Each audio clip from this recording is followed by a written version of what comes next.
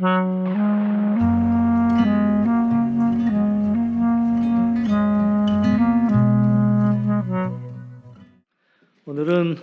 마태복음 3장 13절에서 이제 17절 말씀으로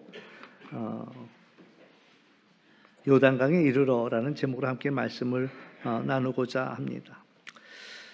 올 한 해는 이제 관심이 우리가 이제 전도에다 관심을 두자 그런 말씀을 드렸고요.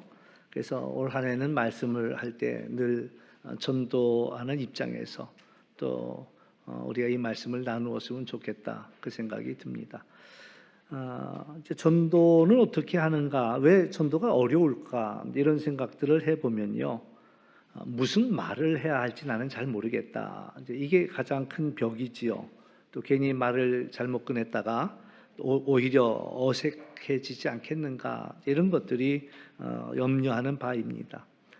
근데 우리가 이제 전도가 왜 어렵냐는 것 중에 한 가지가 이건 말해야 된다라는 생각을 하기 때문에 그렇습니다. 어떤 문장을 써야지, 어떻게 설명해야지, 어떻게 설득해야지, 이제 이런 것들을 생각하다 보니까 전도가 두려워지는데, 사실은 처음 전도가 어떻게 복음이 전하여졌는가라는 것들을 오늘 본문을 통해서 우리는 생각해 볼 수가 있습니다. 그래서 오늘 마태복음 3장 이야기는 예수님의 공생애가 이제 시작되는 그런 장면입니다. 예수님이 이제 요단강에 나타나심으로, 그래서 이제 주현절이라고 이야기하는데 주님이 나타나셨다.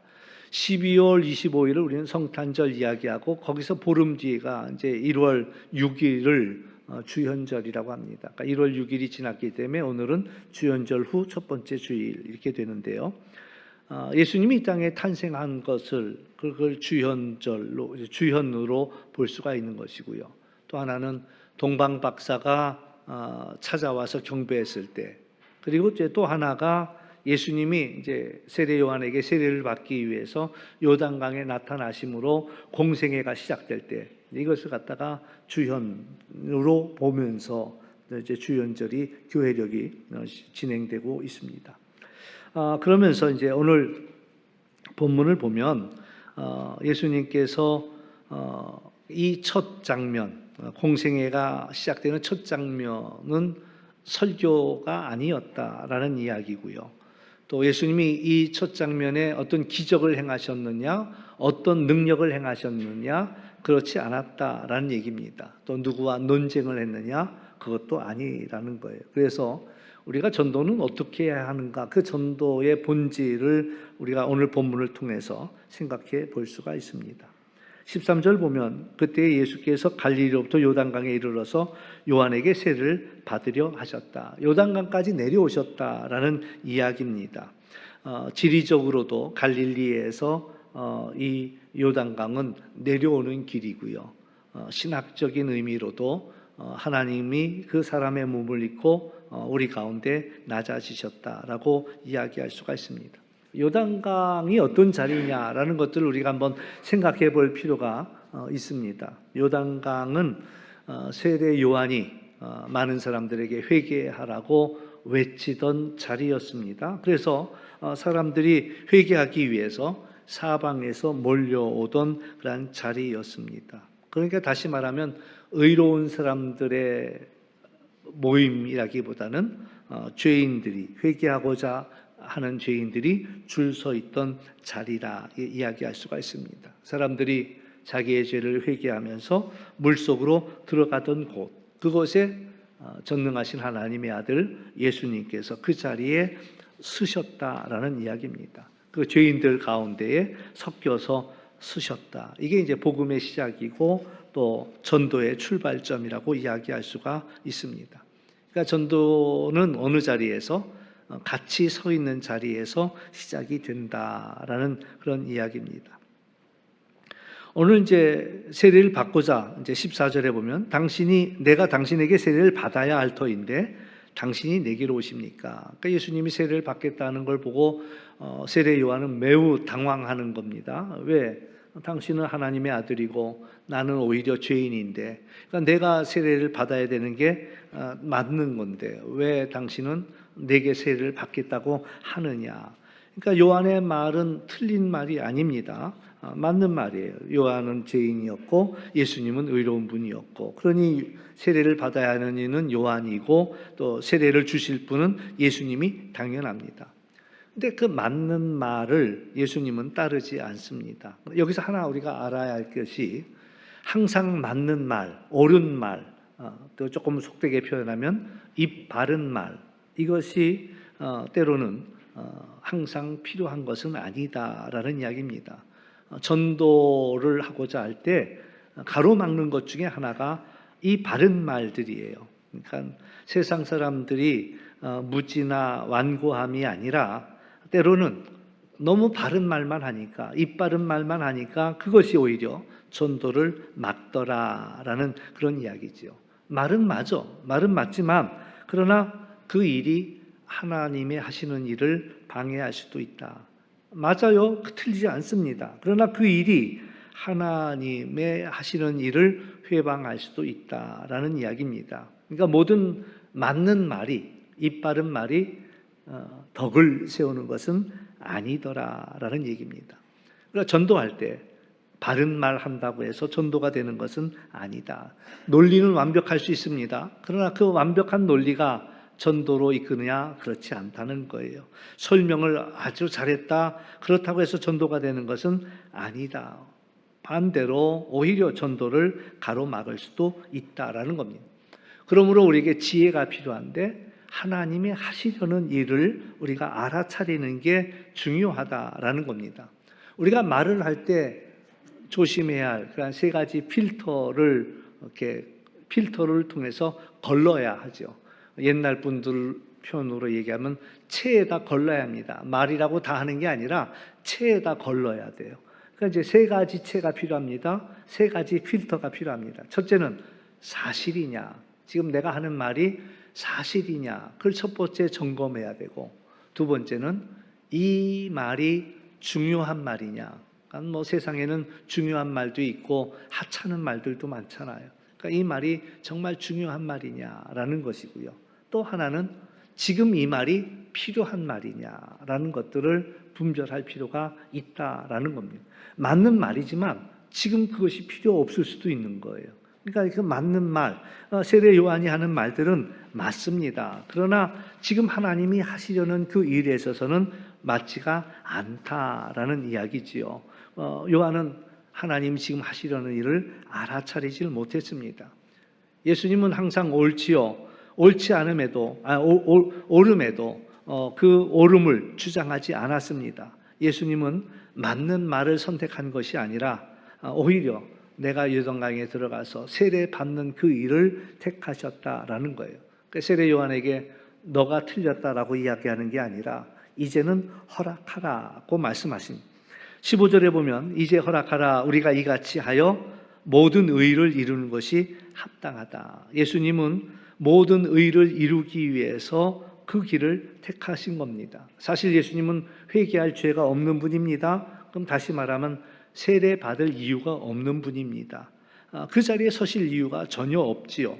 그러나 왜 그 자리에 서셨냐? 대속하기 위해서라는 이야기입니다. 그러니까 예수님이 세례 받으신 이유는요, 당신을 죄인들과 동일시하면서, 그러면서 모든 사람의 죄를 대표해서 그 세례를 받았다라는 그런 이야기죠. 이사야 53장에 보면 그가 우리의 모든 죄악을 담당하셨다라고 이야기해 주고 있는데, 그가 십자가에서 이 예언은 궁극적으로 이루어지고 성취되지만, 그러나 이 세례 속에서도, 이 요단강에서도 이미 그 이야기가 해당이 된다라는 그런 이야기지요.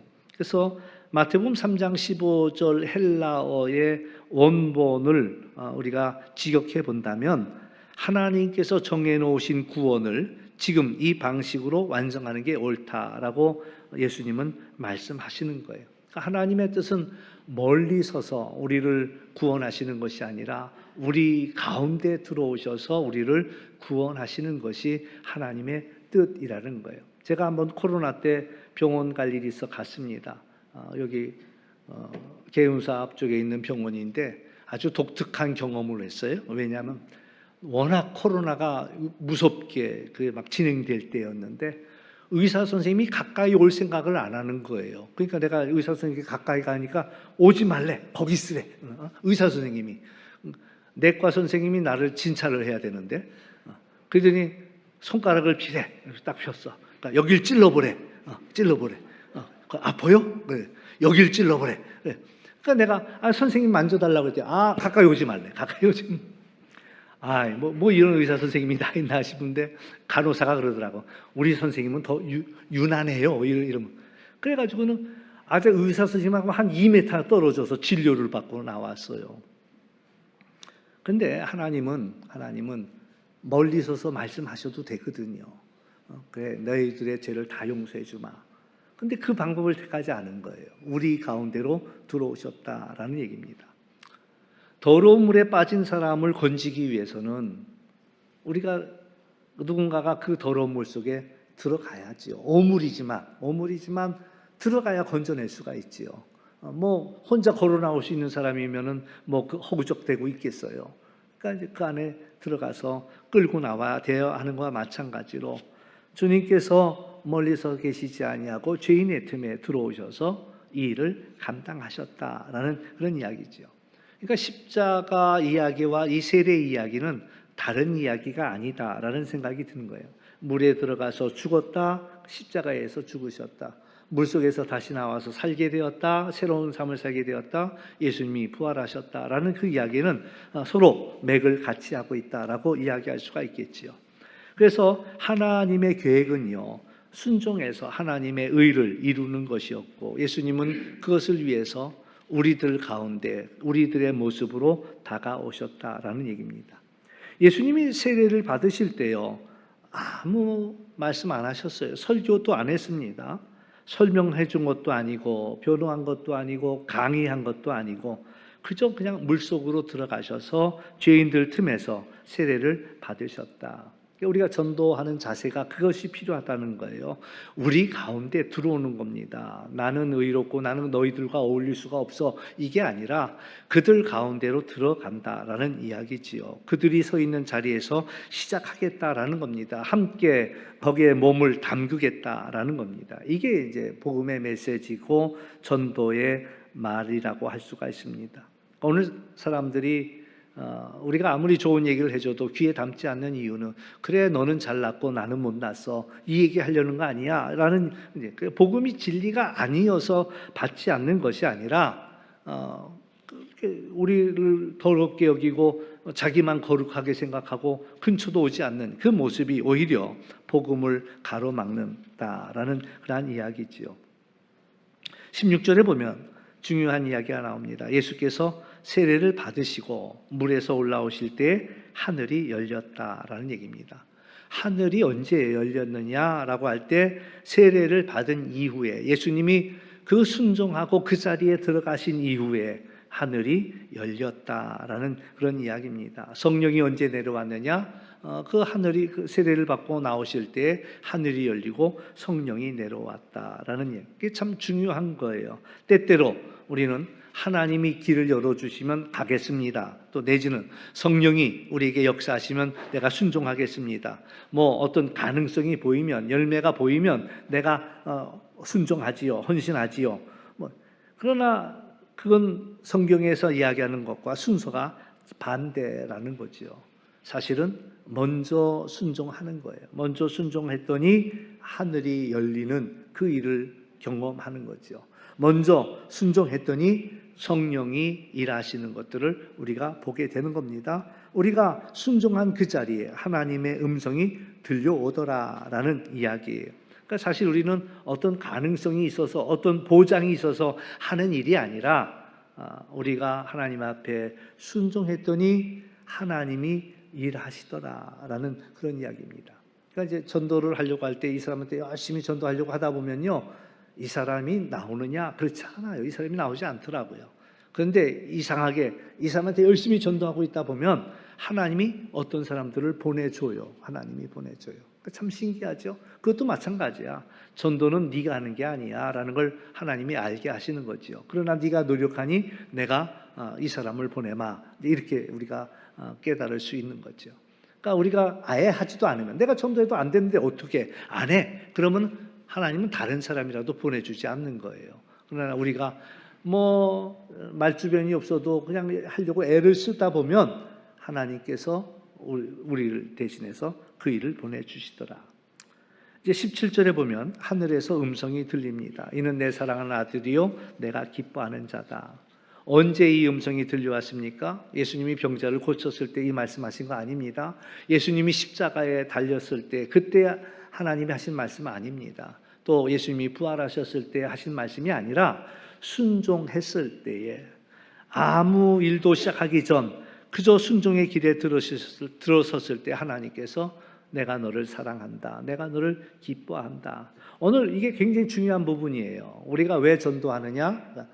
우리가 이미 하나님께 사랑받은 자이기 때문에 그렇습니다. 이미 하나님이 우리를 보시고 기뻐하시기 때문에, 그래서 우리가 순종하고 그 말씀을 전하는 거다라는 겁니다. 내가 잘했으니까, 내가 10사람 전도했으니까 하나님 상 주세요, 이게 아니라, 내가 잘했으니까, 내가 얼마나 노력했는데, 이게 아니라 이미 우리는 사랑받은 자로서, 이미 하나님이 기뻐하는 자로서, 만약에 우리가 잘해야지만 하나님이 상을 주신다면 모든 일들은 부담이 될 겁니다. 의무가 되고 상처가 됩니다. 그러나 그게 아니에요. 하나님이 이미 우리를 사랑하셨기에 우리가 하나님 앞에 그 사랑을 전하러 나가는 거죠.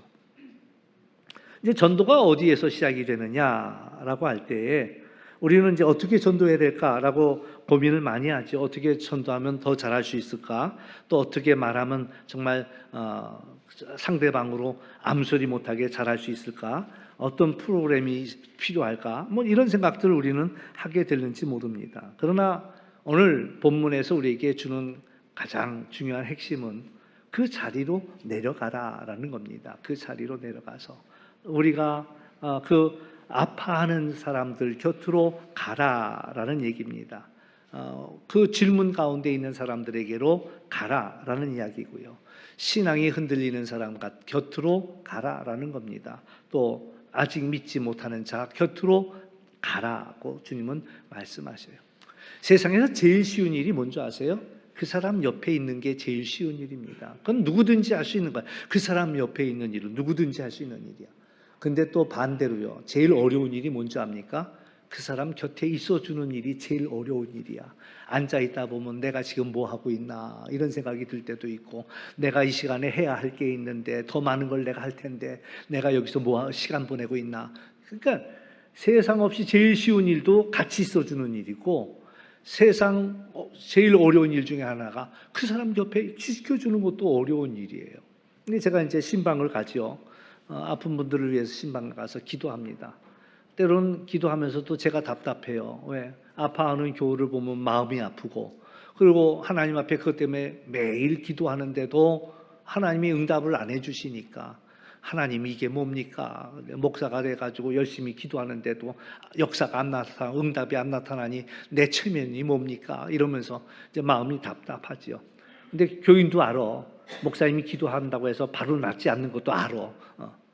근데 뭘 좋아하느냐 하면은, 그래도 내 곁에 와준 게 좋은 거야. 내 손을 잡아주는 게 좋은 거야. 그러니까 우리가 서로의 손을 잡아주고 그 곁에 있어준다는 것만 해도 굉장히 중요한 일이에요. 중요한 일이야. 그냥 옆에 있어줘도 된다는 거. 우리가 무슨 고칠 재주가 있겠어요? 그게 아니에요. 그걸 원하지도 않아. 그냥 내 곁에 있어주고 나와 함께 머물러 주는 걸 좋아하거든요. 그러니까 우리가 그건 할 수는 있잖아요. 그건 할 수 있어요. 내가 조금만 더 내려놓으면 그 옆에 가서 앉아 있어 줄 수 있고 그 옆을 붙잡아 줄 수 있다라는 거예요. 그래서 말보다도 그냥 그 곁에 머물러 주는 거, 그 사람 곁으로 내려가는 거, 이게 무엇보다도 중요하다라는 이야기지요. 근데 오늘 말씀을 준비하면서 근데 문득 떠오른 생각이 하나 있어요. 오늘날 요단강은 어딜까? 예수님이 요단강을 찾아오셨는데 오늘 예수님은 어느 요단강을 찾아오실까라는 생각을 합니다. 처음에 말씀드린 대로 요단강은 어디입니까? 죄인들이 모이는 자리예요. 근데 그 죄인들은 회개하려고 하는 죄인들이 모인 자리로 예수님이 찾아오셨다라는 얘기입니다. 교회 문득 이 요단강은 교회 아닐까라는 생각이 들었습니다. 교회는 어떤 곳이냐? 의인들이 모여서 자축하는 곳, 또 승리를 세상에서 승리하고 돌아와서 자랑하는 곳. 물론 그런 곳이 되어야 합니다. 우리가 하나님 앞에 이제 구원받은 자로서 하나님을 높이 찬양하는 그런 교회가 되어야 되겠죠. 또 세상 속에 나가서 이왕이면 얻어 터지지 않고 승리했습니다. 지난 한 주간도 하나님의 은혜 가운데 우리가 승리의 보고를 하는 자리가 예배의 자리가 되어야 되지요. 그러나 그 전에 우리 예배의 자리는 회개하는 자리가 되어야 한다. 애통하는 자리가 되어야 한다. 하나님의 도우심을 구하는 자리가 되어야 한다라는 그게 교회의 본질이지요. 내가 의로 와서 하나님 앞에 드리는 예배이기 이전에 그런 예배도 필요하지만 그 예배이기 이전에 우리에게 필요한 것은 주님의 은혜, 주님이 나를 구원해 달라는 그 간구가 우리에게 있어야 할 것이다라는 거죠. 죄를 깨닫고 하나님 앞에 애통해야 하고 회개하면서 은혜를 구하기 위해서 오늘 우리의 예배가 그래야 된다. 하나님, 이 시간 하나님의 은혜를 얻기 위해서 내가 요단강의 세례를 받는 마음으로 이 자리에 나왔습니다. 라는 그 우리의 모습이 있어야 한다. 예수님이 첫 사역이 자기 죄도 모르고 죄 짓는 사람들에게 가지 않았습니다. 세리들에게 바로 가지 않았습니다. 예수님은 요단강을 찾아오셨고 그 요단강에 있는 사람들은 적어도 자기의 죄를 회개하기를 원하고 하나님의 말씀대로 살기를 원하는 그 사람들을 예수님이 찾아오셨다라는 사실들을 기억하면서 우리의 예배가 승리를 자축하는 그런 예배이기 이전에 우리가 스스로 죄인되고 부족함을 고백하고 회개하기 위해 모이는 요단강이 되어야 될 것이다 라는 생각이 거기에 예수님이 오시고 우리를 대속하시고 우리에게 새 생명을 살게 하신다라는 얘기입니다. 예수님의 첫 사역은 성전에서 시작되지 않았습니다. 회당에서 시작되지 않았습니다. 강단에서 시작된 것이 아니라 요단강에서 그 죄인들 가운데서 내려오심으로 시작이 되었다라는 이야기고요. 오늘 예수님께서는 의를 이루기, 하나님의 의를 이루기 위해서 순종하며 그 죄인들 틈으로 찾아오셨다. 순종하여 갔을 때 하나님이 하늘을 여시고 성령을 허락하여 주시고 하나님의 음성이 들려왔다라는 이야기입니다. 원하기는 우리가 문제 가운데로 내려가고 그들과 함께할 때에 하늘이 열리는 그런 놀라운 경험이 여러분들에게 있고 성령이 채워지며 또한 하늘의 음성이 들리는 그러한 귀한 경험이 여러분의 삶 속에 펼쳐지기를 주의 이름으로 축원합니다. 기도합니다. 참 좋으신 아버지 하나님 감사합니다. 예수님의 사역의 시작은 요란한 말이 아니었습니다. 그냥 조용히 그 죄 많은 사람들 틈에 내려오셔서 세례를 받으시며 하나님의 의를 이루고자 함이었습니다. 오늘 우리가 세상 가운데 살면서도 하나님의 의를 이루는 자가 되게 하여 주시고 옳은 말보다는 우리가 조용히 순종함으로 하나님 앞에 응답할 때 하나님 또 하늘이 열리는 놀라운 경험을 하게 하여 주시고 또 뿐만 아니라 성령이 임하는 그런 놀라운 능력을 경험하게 하여 주시고 또 하나님의 음성을 듣는 내가 너를 사랑한다, 내가 너를 기뻐한다는 음성을 듣는 우리 모두가 되게 하여 주옵소서. 무엇보다도 우리의 예배가 요단강이 되어지길 원합니다. 우리의 죄와 허물이 씻겨지고 다시 거듭나는 자리가 되게 하여 주시며 그리하여 승리를 노래하는 자리가 될 수 있도록 도와주옵소서. 감사하고 예수님의 이름으로 기도하옵나이다. 아멘.